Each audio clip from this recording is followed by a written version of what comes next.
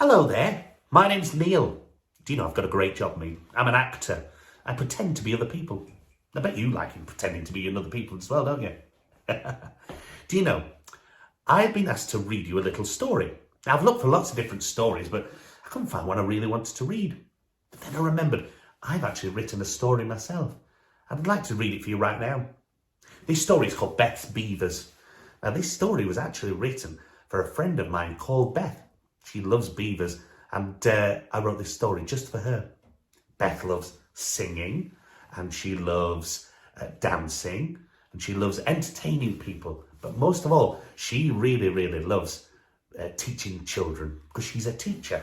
So I'm going to read you this story that I wrote for my friend Beth, and it's called Beth's Beavers.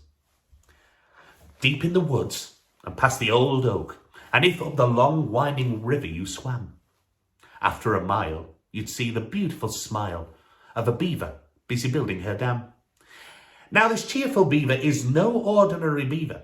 You can tell as she takes a big breath. For miles around you can hear the great sound of the singing from the beaver called Beth. Do you know, Beth loved to sing and Beth loved to dance. You could hear her for hours upon hours.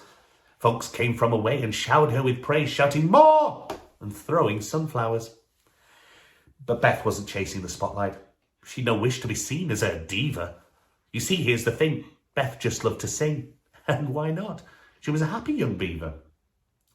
But beavers are known for gnawing at logs. They're not renowned for great entertaining. So imagine her surprise when out of her eyes she saw 6 beaver cubs wanting some training. She said, "Training? In dam work? Gnawing at logs? What training do you want to pursue?" "Well," said the 6, as they passed on the sticks, "we want to sing and dance too." Now, to pass on her passion for music, well, Beth liked the sound of all that. So quick as a trick, she picked up a stick and gave it a rat-a-tat-tat. Then Beth sang with gusto, so loud and so clear, all the cubs started watching, concentrating. Then, eager to learn, the cubs took their turn and quickly began imitating. The sound of the beaver cubs singing filled the forest with tune far and wide. And as the cubs sang their song, it didn't take long for Beth's smile to shine brightly with pride. Now, we all know the magic of music, whether choir, a solo or duet. Well, that magic appeared as it fell on the ears of an old badger as he sat in his set. Badger fell in love with the sound that he heard. So quick as a flash he ran. He followed his hearing from the set to the clearing where Beth and her beavers all sang. "Astounding, amazing, incredible!" exclaimed Badger, who was clearly impressed. "I don't mean to sound sweet, but you simply must compete in the next Forest Talent Contest." "The Forest Talent Contest?" said Beth. "No, we just like to sing for ourselves." And with that, the Badger said quick, "You've been given a gift, and with praises you'll be overwhelmed." Beth wasn't too sure about contests. They just started, they were taking things slow. But then she looked at the cubs as she gave her a shrug. "All right then, let's give it a go." At this, the cubs got really excited, shouting, "We could be the stars of the show." "Well, if you're determined, we'll need more rehearsing," said Beth, trying to soften the blow. Badger was thrilled at the news he'd heard. He was so glad then he heard that they sang. Now, to stay focused, prepare their big moment, because this is where the real work began. Minutes turned to hours, hours turned to days, practicing, rehearsing, repeating. You see, Beth had made a promise, and that day was soon upon us, the day the beavers were finally competing.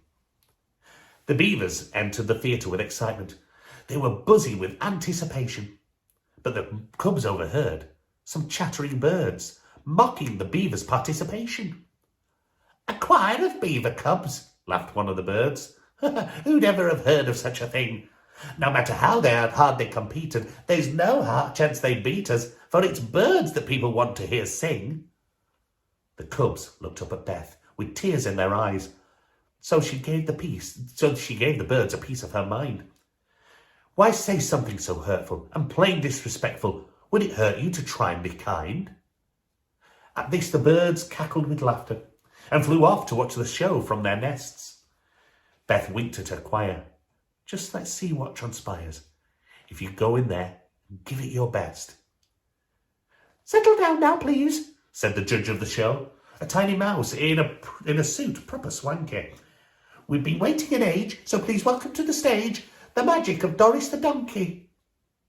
After Doris had wowed the crowds watching, after Doris had wowed the crowds watching, when she sawed Bert the rabbit in half, she saw Mr. Carmichael, the rat on the cycle, and a snail who made everyone laugh.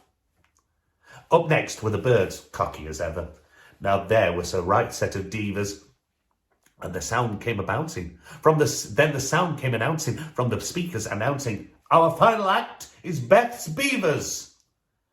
Suddenly, the moment was upon them. The cubs and Beth all walked to the stage.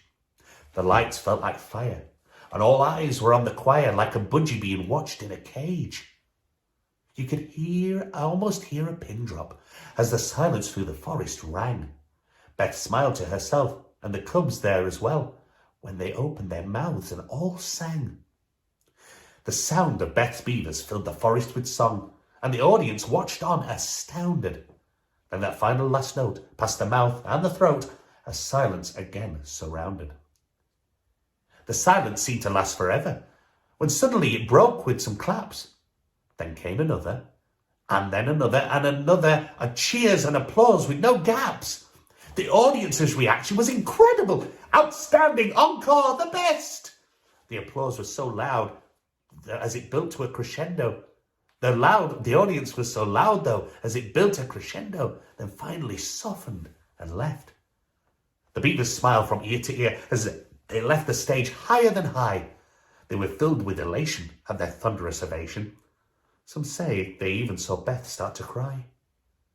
The judges quickly made their decision, stating that the many acts were great and stating the many acts and achievers. But here's the thing, only one act can win, and this year it was Beth and her Beavers. The crowd once again roared with excitement. Then up to the stage they were led. How does it feel to be with us? You're the talent show winners. Beth just looked at the crowd as she said, no matter what people say or what people do, you must always try to be your best. She was right indeed, but all the cubs agreed that to have Beth they were truly blessed.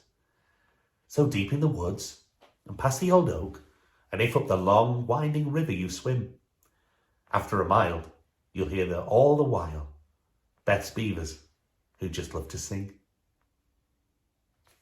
Well, there you go. That was my little poem book there called Beth's Beavers. It's very important to me that. See, Beth sadly passed away in November of 2020, and I wrote that for her. So anyway, I hope you enjoy that book, and I hope you have a lovely, lovely Christmas and enjoy this day on your Advent calendar. Anyway, my name's Neil Hurst. Hope you like Beth's Beavers, and I hope to see you again sometime. See you later, everybody. Bye-bye.